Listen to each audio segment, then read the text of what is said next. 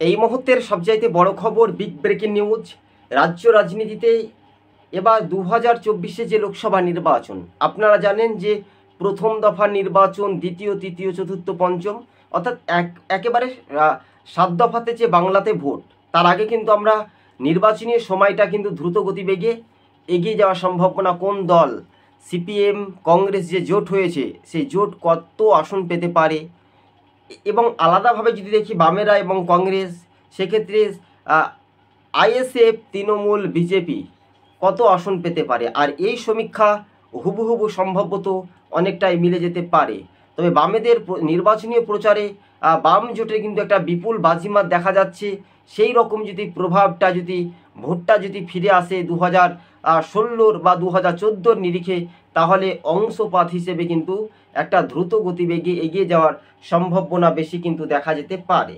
আপনারা প্রত্যেকেই আপনারা জানছেন যে আজকে বারাসাত টিভি আমরা সরাসরি আপনাদের সঙ্গে বিশেষ করে যে লাইভ অনুষ্ঠানের মধ্য দিয়ে যে প্রতিক্রিয়াগুলো তুলে ধরছি, সেগুলো একদমভাবে মিলে যাওয়ার সম্ভাবনা বেশি।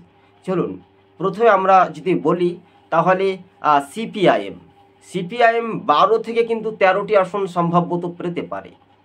এদিকে কংগ্রেস, অর্থাৎ তারা 5 থেকে 8টি আসন পাওয়ার সম্ভাবনা বেশি, অর্থাৎ 8টি নাও পেলেও 7টি কনফার্ম একেবারে আসনগুলো পাচ্ছে। এবার সরাসরি চলে আসবো, সম্ভবত বিজেপি পাচ্ছে তারা 10টি আসন, অর্থাৎ 8 থেকে 10টি আসন পেতে পারে। এবার সরাসরি আমরা দেখতে পাচ্ছি আইএসএফ তারা 1টি আসনে খুব জোর, তারা 1 থেকে 0 আসন পেতে পারে সম্ভবত। এবার তৃণমূল কংগ্রেস তারা 9 থেকে সম্ভবত 11টি আসন পেতে পারে।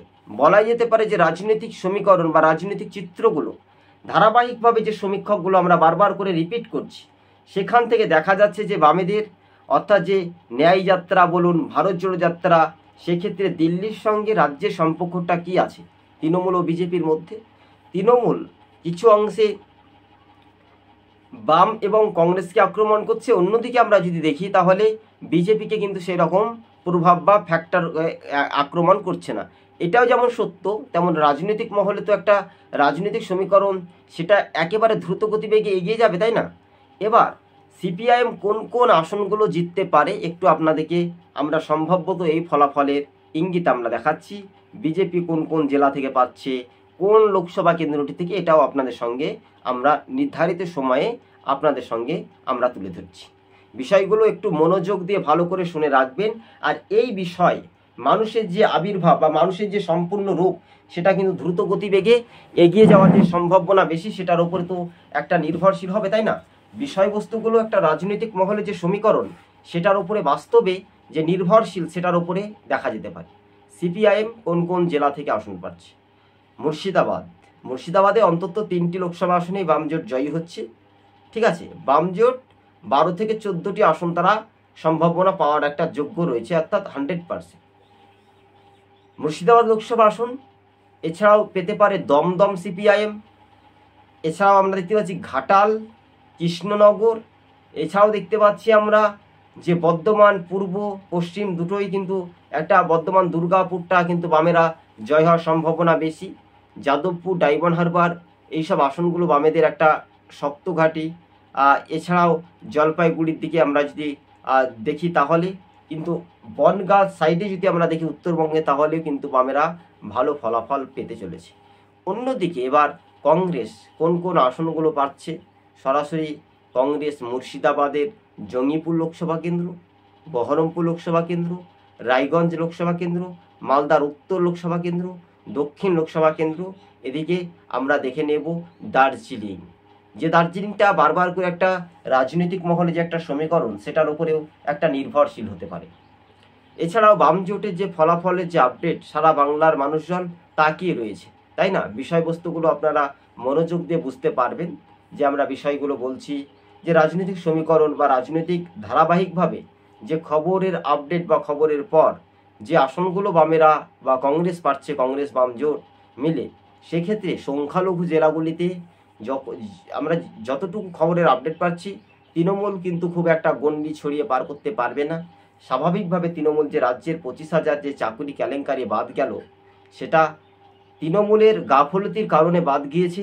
কেননা যোগ্য ব্যক্তিদের তো তো চাকরি দিতে পারেনি, তারা অযোগ্যদের দেওয়া হয়েছে চাকরি। তাই এবার যে চতুর্মুখী লড়াই, আর এই লড়াইয়ের অংশীপাত হিসেবে মানুষের সম্পূর্ণ কথার উত্তর বা কথার সদ উত্তরের আমরা প্রশ্ন পাচ্ছি যে তৃণমূল দলটা 2026-এ ক্ষমতায় ফিরে আসতে পারবে না। নবান্নে 14 তলা বিল্ডিং কাঁপাতে শুরু করেছে বাম কংগ্রেস জোট, একেবারে স্পষ্টভাবে ইঙ্গিত, সেটা ইঞ্চিতে ইঞ্চিতে বোঝা যেতে পারে। আর রাজনৈতিক সমীকরণের মানচিত্রগুলো একটা ধারাবাহিকভাবে যে একটা আকর্ষণীয় মনোভাব, সেটার উপরে নির্ভরশীল হবে অবশ্যই সে, কিন্তু রাজনৈতিক মহলে সেটার উপরে বাস্তবে সেটা একটা জোটের যে একটা হাওয়া, সেটার উপরে তো নির্ভরশীল অবশ্যই দেখা যেতে পারে, তাই না? বিষয়গুলো আপনারা মনোযোগ দিয়ে শুনবেন। কি দুটো পর্যালোচনা নিয়ে বেকার যুব, ছাত্র যুব, রাজনৈতিক মহল বা বিভিন্ন টাউন শহরের পৌরসভা, বিভিন্ন ধর্মের মানুষজন কিন্তু একটা সরকারের উপর নির্ভরশীল করে, যে সরকার দেশের উন্নয়ন করবে, রাজ্যের কাজ করবে, বেকার যুব যুবতীদের কাজের অগ্রগতির পথ দেখাবে, তাকেই আমরা সরকার বলবো। আর সেই সরকার বলতে গিয়ে আমরা সার্কাস দেখাচ্ছি। কিসের সার্কাস? তিনি একজন মহিলা মুখ্যমন্ত্রী হয়ে যে রাজ্যের সন্দেশখালী মহিলাদের নিরাপত্তা নেই, এটা উনি একটা রাজনৈতিক মহলে তো ভোটের পারদ সৃষ্টি হবে। সেখানে বিজেপি প্রার্থী রয়েছেন রেখা পাত্র বসিরহাট লোকসভা, সিপিআইএমের প্রার্থী নিরাপদ সর্দার এবং হাজি নুরুল ইসলাম তৃণমূলের প্রার্থী, অর্থাৎ আইএসএফও সেখানে প্রার্থী দিয়েছে। পরবর্তী সময় দেখার বিষয় রয়েছে যে মানুষের রায় বা জনতার আওয়াজ, সেটা নবান্ন 14 তলা বিল্ডিং কাঁপতে কিন্তু বেশিক্ষণ সময় লাগবে না।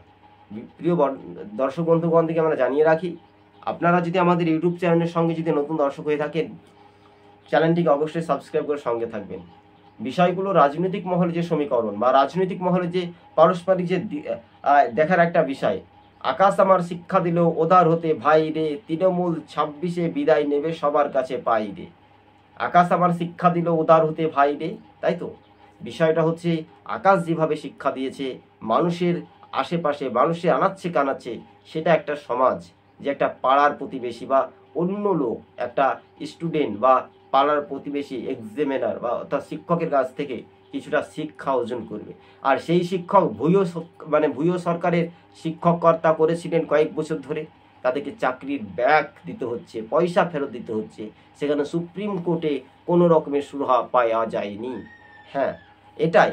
আর যারা গান্ধী মুক্তি পাদদেশে 365 দিন চাকরি অনশনে, আন্দোলন, প্রতিবাদ, প্রতিরোধ, পুলিশের মার চড়ে পুলিশের আঘাতে, তবু কিন্তু তারা সরাসরি রাজপথে যেভাবে বিক্ষোভ দেখানো হয়েছিল, সেক্ষেত্রে এই যে জোটের যে আওয়াজ, সেই জোটের ফলাফলে কিন্তু অনেকটাই এগিয়ে থাকতে পারে। তাই শেষ পর্যন্ত বাম কংগ্রেস জোট কতটা এগিয়ে যেতে পারে বা কতটা এগিয়ে যাওয়ার সম্ভাবনা বেশি, তাদের ওপরেও কিন্তু একটা ফ্যাক্টর বা তাদের ওপরে কিন্তু একটা বড় অংশের মাপের ফ্যাক্টর হওয়ার সম্ভাবনা বেশি। কিন্তু এই রাজ্যের মানুষজন একটা আকর্ষণীয়ভাবে, মানুষের যে আবির্ভাব, মানুষ একটা সম্পূর্ণ অর্থের বিনিময়ে শাসক দলের বিরুদ্ধে মানুষ কথা বলতে শুরু করেছে। হ্যাঁ, এই মুহূর্তে আপনারা প্রত্যেকে অবগত, আপনারা জানেন যে রাজনৈতিক মহলে তৃণমূল দলটা বাংলা থেকে উঠে যাবে।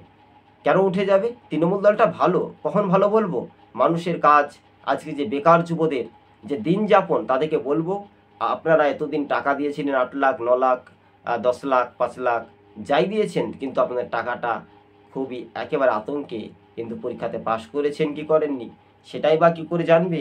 তাই আদালতের যে রায়, সে রায়কে চ্যালেঞ্জ করে মাননীয়রা সরাসরি সুপ্রিম কোর্টে গিয়েও কোনো রকমের সুরাহা পাওয়া যায়নি। বাস্তবে এই রাজনৈতিক সমীকরণ তাই বলছে যে, কবি বলছে যে আকাশ আমার শিক্ষা দিল উদার হতে ভাই রে, তাই শিক্ষার গুরু যখন মন্ত্রণা বায়ুর কাছে পাইতে এসে, তখন দেখা যাচ্ছে যে নবান্নের 14 তলা রাইটার্স বিল্ডিং 2026-এ কিন্তু বামেরা কাঁপাতে শুরু করে দিয়েছে। ফিরদৌস, যে সিপিআইএমের একটা আইনজীবী, শামীম ফিরদৌস, হ্যাঁ, তারাও কিন্তু একটা মুখোমুখি চ্যালেঞ্জ হচ্ছেন। কিন্তু বাস্তবে এটা একটা দেখার বিষয়। সকলে ভালো থাকবেন। আর এই সমীক্ষাগুলো আমরা পর্যালোচনা করে মুখের মধ্য দিয়ে আপনাদের কিছু কথোপকথন আমরা তুলে ধরলাম। কেননা এই সময়, গরমের সময় বেশি আমরা এডিটিং করতে আমরা পারলাম না, বা দর্শক বন্ধুদের কাছে করজোড়ে ক্ষমা মার্জনা চাইতে বাধ্য হচ্ছি।